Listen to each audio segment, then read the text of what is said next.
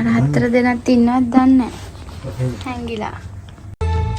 हमें तुमसे प्यार कितना ये हम नहीं जानते.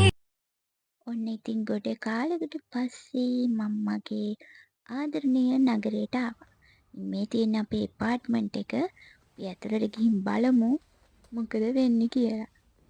අනිවාර්යෙන් හස්බන්ඩ් සර්ප්‍රයිස් එකක් රෙඩි කරලා අම්මට සිරි. බුදු අම්මෝ.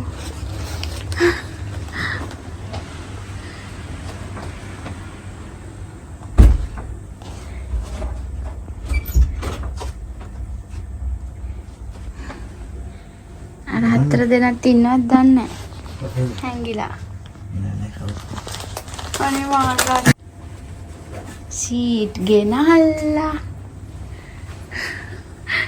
ඊගල මාර ගති.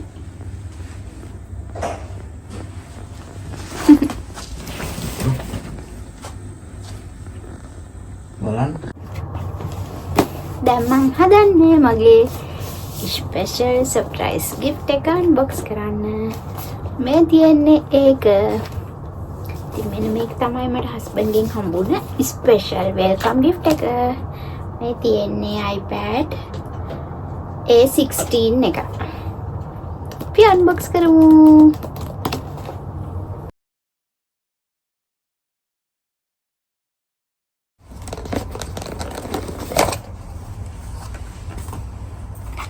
අනේ pink color.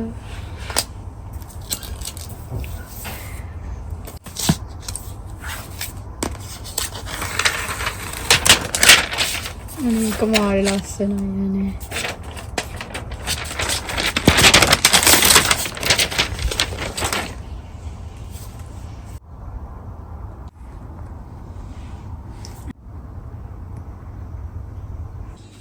ඉතින් මේ දෙවනි දවසේ උදේ අපි දෙන්නම බිල්ඩින් එක පල්ලෙහා තියෙන සුපර් මාකට් එකට ආවා වතුර බෝතල් ගන්න. අපි මේ විදිහට වතුර බෝතල් අරගෙන යන්නේ පල්ලියට. ඉතින් අපි ඉන්නේ මුස්ලිම් රටකනේ. ඉතින් අපි අල්ලා දෙවියන්ට ගොඩක් ගරු කරනවා. අපි පුළුවන් වෙලාවට මේ වගේ පල්ලියට වතුර බෝතල් ගිහින් තියෙනවා. ඉතින් යාලා ආගම කියන්න එන වෙලාවට ඒ අයට බොන්න තමයි මේ වතුර බෝතල් ගන්නෙ. ඉතින් ගොඩක් අය මේ විදිහට වතුර බෝතල් ගිහින් දෙනවා.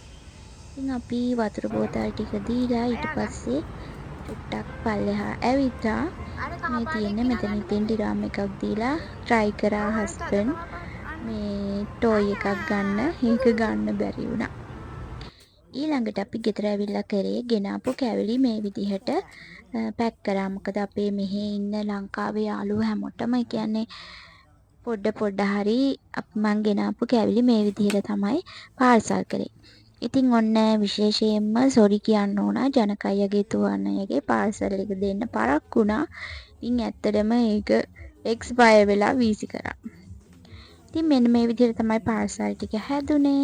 හස්බන්ඩ්ගේ වැඩ කරන තැන යාළුවෝ, එතකොට අපේ ළඟම යාළුවෝ අඳුරන අයට අපි මේ විදිහට අවුරුදු පාර්සල් දුන්නා.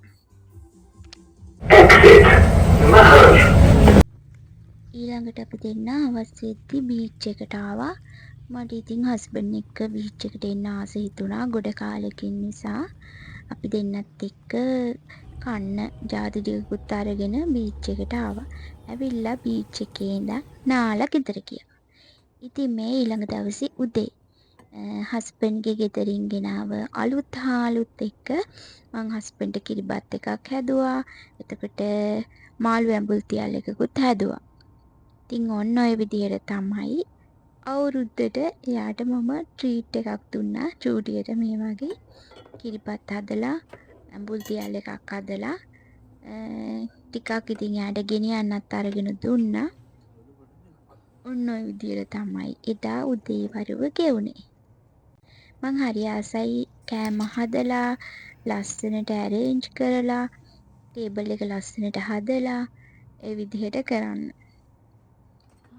ඉතින් මේ රෑ හස්බන්ඩ්ට කෙසෙල් කොලේ බත් කන්න ආසයි කියලා කිව්වා. ඉතින් රෑ මං එයාට කෑම හැදුවා. ගොඩ දවසකින් ඒක නිසා චුට්ටක් ස්පෙෂල් කරා. එයා ගොඩක් චයිනීස් වගේ කන්න ආස නෑ. එයා ලංකාවේ විදිහ කෑම තමයි කන්න ආස. පොල් සම්බෝල කොළමැල්ලුම් වලට ගොඩාරියක් ආසයි. සැලඩ් වර්ග වලටත් ආසයි. ඉතින් මං එයාට පෝක් කරි එකක් හැදුවා. එයා ගොඩක් ආසයි මගේ පෝක් කරි එක කන්න. පෝක් කරි එකක් හැදුවා. ඒ වගේම තව පරිප්පු එයාගේ ආසම කෑම පරිප්පු. පරිප්පු හැදුවා. ඊට පස්සේ පොලොස් මාළුවක් හැදුවා. පොලොස් මාළුව නම් එච්චර රස වුණේ නෑ. මොකද ඒක මෙහෙන් ගත්ත පොලොස් ගෙඩියක්. මං හිතන්නේ වෙන රටකින් කොහෙන් හරි ආපු පොලොස් ජාතියක්ද කොහෙද ඒක එච්චර රස නෑ. කොළමැල්ලුමක් හැදුවා. ඔන්න ඔය විදිහට තමයි මං එයාගේ රෑ කෑම එක රෙඩි කරේ. ඉතින් එයා ගොඩාක් කැමති වුණා ඒකට. ඒ වගේම ලංකාවෙන් එද්දි ගෙනාපු අච්චාරු තිබුණා. අච්චාරු එකත් ඒකට එකතු කරා. ඔන්න ඔය විදිහට තමයි රෑ කෑම එක එයාට මම රෙඩි කරේ.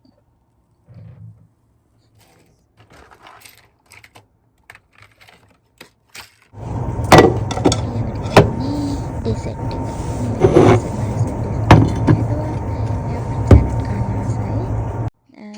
ෆෘට් සැලඩ් එකක් හදලා අයිස්ක්‍රීම් දාලා ඊට උඩින් මී පැණි ටිකක් දාලා එහෙම ඩෙසර්ට් එකක් මම රෙඩි කරා. ඉතින් මේ වගේ චූටි චූටි භාජන තියෙනවා මං ගාව. මං ඒවට මාරම ආසයි. ගොඩාක් ඉඩ නෑ. ඉතින් තියාගන්න ඒ වුණාට මං මේ වගේ ආස දේවල් ගන්නවා. මේ වගේ වෙලාවකදී ඒක ගොඩක් ලස්සනයිනේ. අපි කෑම එක ලස්සනට සේව් කරාම කන එක්කෙනාට ඒක මාරම ආස හිතෙනවා. ඉතින් මී පැණි ටිකකුත් එකතු කරලා ඊට උඩින් අයිස්ක්‍රීමුත් දාලා ඩෙසර්ට් එකත් මම රෙඩි කරලා දුන්නා. මම මෙහි අයිස්ක්‍රීම් කන්න එච්චර ආස නෑ ළමයි. හැබැයි මෙන්න මේ බ්‍රෑන්ඩ් එකේ මේ අයිස්ක්‍රීම් එක මාරම රසයි. ඒතර මේක මාරම රහයි. දුබයි ඉන්නවා නම් try කරලා බලන්න. අයිස්ක්‍රීම් කන්න එච්චර ආස නෑ. ඇත්තටම මේ අයිස්ක්‍රීම් එක රසයි. ඉතින් අදට වීඩියෝ එක ඔන්න ඔච්චරයි. මාව බලන මට ආදරෙන් ලයික් කමෙන්ට් කරන හැමෝටම ගොඩාක් ස්තුතියි. ගොඩාක් ආදරේ. ගිහින් එන්නම් බයි.